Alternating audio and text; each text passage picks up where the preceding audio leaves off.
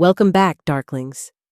Tonight, we peel back the layers of one of the eeriest nursery rhymes in English folklore, Peter, Peter, Pumpkin Eater. It's a rhyme so simple that children chant it without a second thought, yet so ambiguous that adults can't help but wonder. Was Peter a devoted husband or something far more sinister? The most well-known version goes like this. Peter, Peter, Pumpkin Eater, had a wife but couldn't keep her. He put her in a pumpkin shell, and there he kept her very well. Harmless at first glance, but when you stop to think about it, why is Peter keeping his wife inside anything, let alone a pumpkin? Our journey tonight will trace the rhyme's roots, from colonial slang to Scottish folklore, to see if there's any truth behind the whispers that Peter may have killed his wife and concealed her in an unconventional grave. First, the pumpkins. Pumpkins are native to North America, not Europe. So if this rhyme truly originated in England, how did such a distinctly New World vegetable find its way into the verse? That clue alone sends historians searching for later origins, possibly after English contact with the Americas. Some researchers point to an 1825 publication in Boston, Massachusetts, called Mother Goose's Quarto, or Melodies Complete. This is the earliest printed version we can verify. Boston, the pumpkin slang capital of the 18th century, may have birthed Peter's legend. That slang connection is fascinating. Pumpkin was once a nickname for a Boston native. Could Peter Pumpkin Eater have been a New Englander whose name morphed into a Halloween-flavored mystery? Then there's the unsettling "couldn't keep her" phrase. In the 19th century, that could have implied infidelity, abandonment, or scandal. The pumpkin shell might symbolize a confinement, a chastity device, or even a grave. Urban legends and internet theories have run wild, imagining Peter as a jealous husband who ended his wife's life and hid her remains. But there's no proof that was the rhyme's original intent, just tantalizing parallels to much older, darker verses. One striking cousin to the rhyme comes from England around the same period. Eeper Weeper, chimney sweeper, had a wife but couldn't keep her. Had another, didn't love her, up the chimney he did shove her. That mental image is horrifying, yet it may not be literal murder. Some historians suggest it was a metaphor for forcing someone into exhausting chimney work, a grim job often assigned to young climbing boys in the Georgian era. In those days, chimneys could be just 9 inches wide. A trapped sweep faced a slow, agonizing death if stuck. Tragically, the recovery of children's bodies from chimneys was not rare, but there's no evidence of a wife ever being hidden in one. Still, both rhymes share the same unsettling cadence. A man with a wife he can't keep, and a bizarre, possibly fatal method of disposal.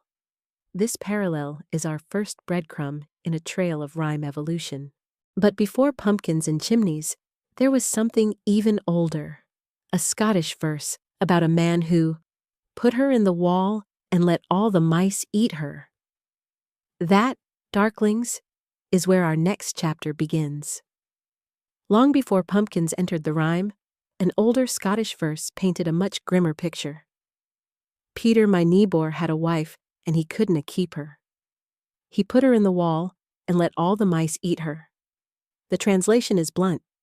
Peter my neighbor had a wife, and he couldn't keep her, so he sealed her inside a wall. This isn't poetic metaphor. It points directly to a historic practice known as immurement, the literal bricking of a person into an enclosed space, either as punishment or execution.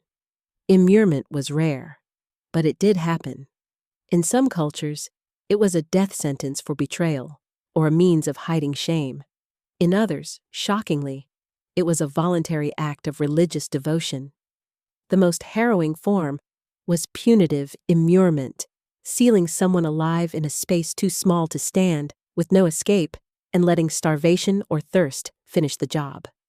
One chilling example comes from the 16th century at Dragsholm Castle in Denmark. James Hepburn, the third husband of Mary, Queen of Scots, was kept in a tiny stone cell for 5 years. When he was finally released, he could barely speak, walk, or recognize the world. But not all immurements were forced. In the medieval Christian tradition, anchorites and anchoresses, religious recluses, sometimes volunteered to be walled into church cells for life, dedicating themselves entirely to prayer. Their cells often had only 3 openings: one to the altar for worship, one for food and waste, and one small window to offer spiritual advice. Once sealed inside, they were considered dead to the world, a living funeral. From the 12th to the 16th centuries, women often chose this life more than men, sometimes 4 times as often. For widows, abandoned wives, or women without marriage prospects, the anchoritic path offered shelter, purpose, and a respected role. But for others, immurement was an escape from scandal. The church occasionally used anchorite cells to reform prostitutes, offering them a chance to devote their lives to God instead of the streets. While the religious version was consensual, history also tells of cases where the line blurred, women entering willingly, but later regretting it, trapped in darkness with no way out. The Scottish "Peter, my neighbor" verse may have been a dark parody of such lives, mocking religious devotion or recalling forced immurement from a much older story. It's here that the rhyme's transformation begins, from wall to chimney to pumpkin, each new version softening the imagery for children while keeping the unsettling bones of the original.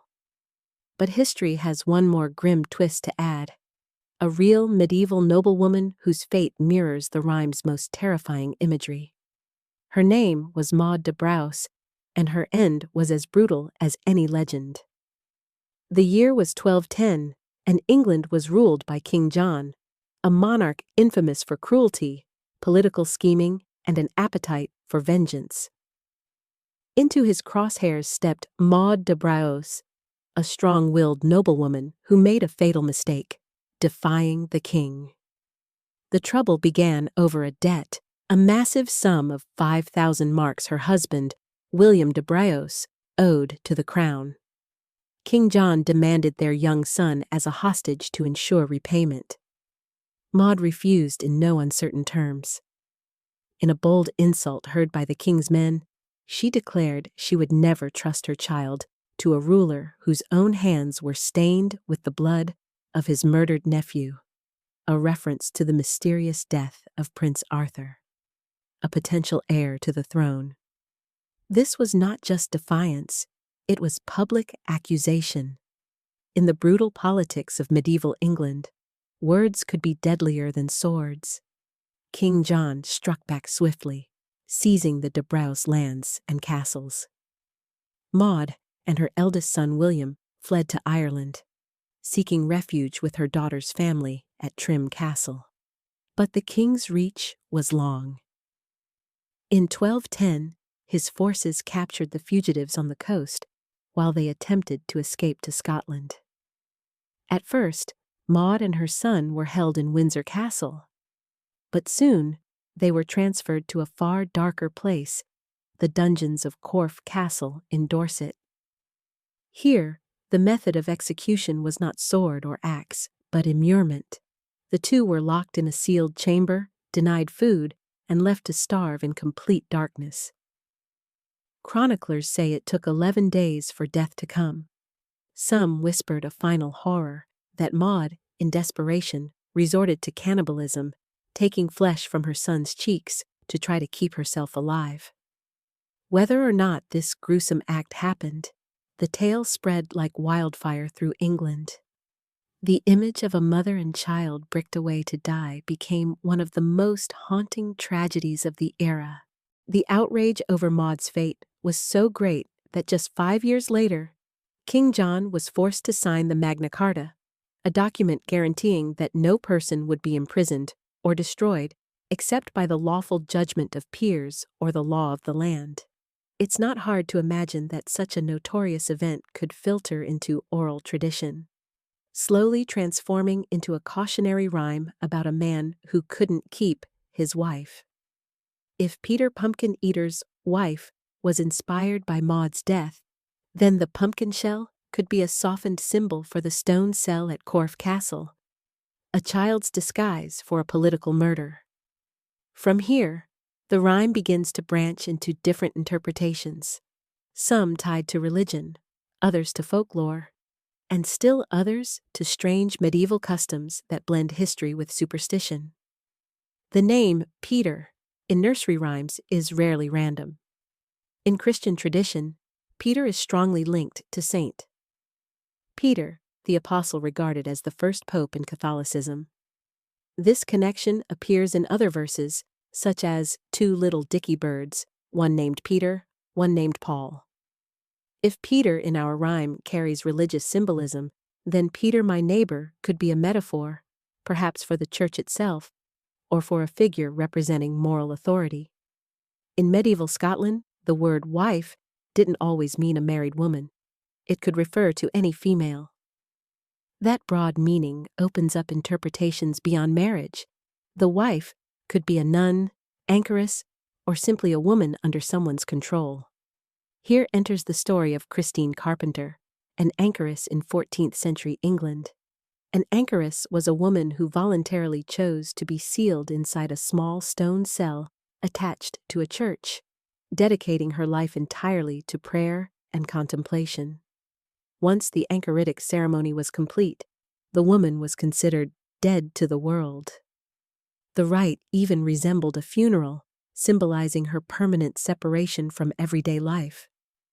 Christine's anchorhold had only 3 windows, one facing the altar, one for food and waste, and one covered with translucent fabric to let in dim light. It was a life of silence, fasting, and devotion. But Christine's story took an unexpected turn.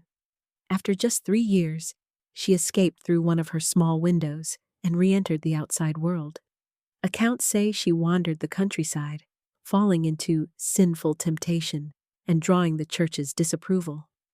In medieval religious culture, this was scandalous.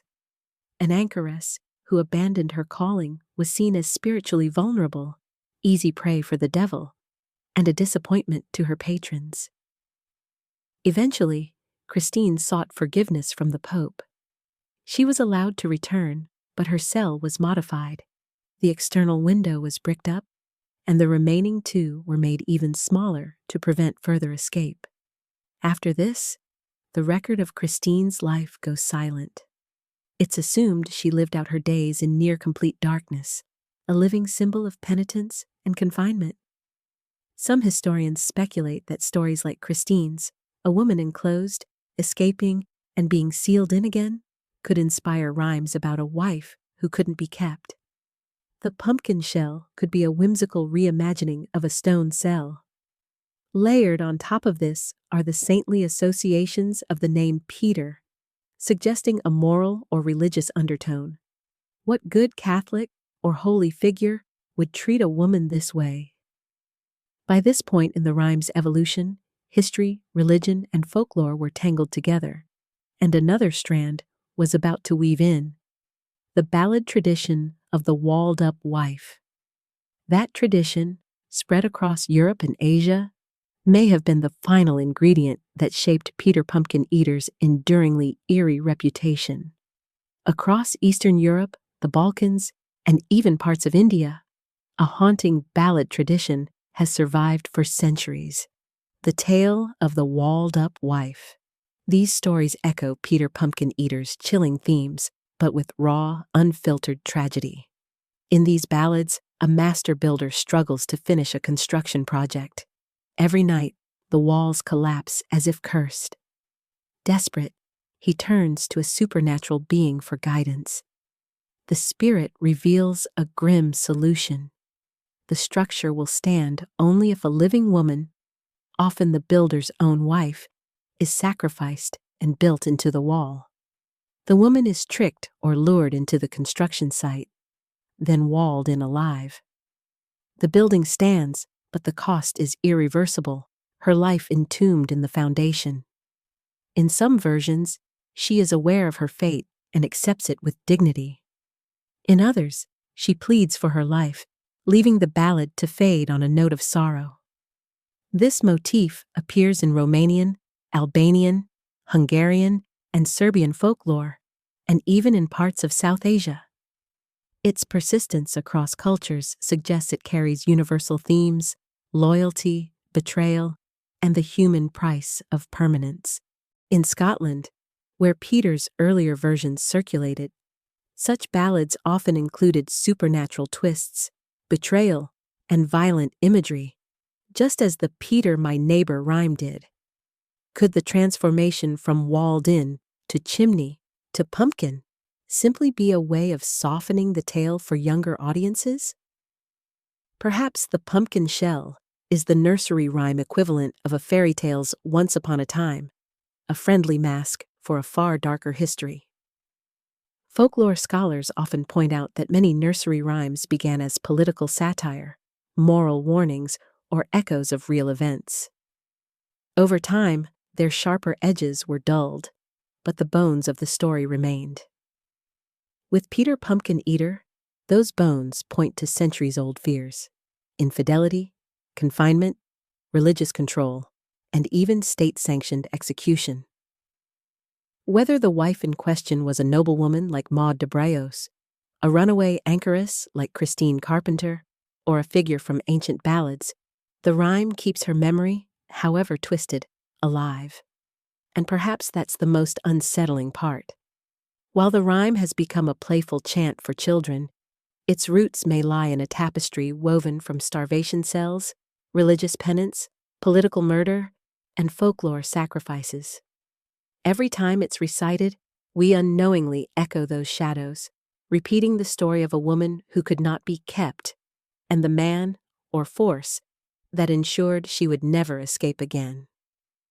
So, Darklings, the next time you hear Peter, Peter, Pumpkin Eater, remember, a pumpkin shell might hide more than you think. Which origin story do you believe? Political revenge, religious allegory, or ancient superstition? If you enjoyed this journey into the dark corridors of history and folklore, don't forget to subscribe to the Silent Lodge. Your support keeps the stories flowing, and there are many more shadows waiting to be explored.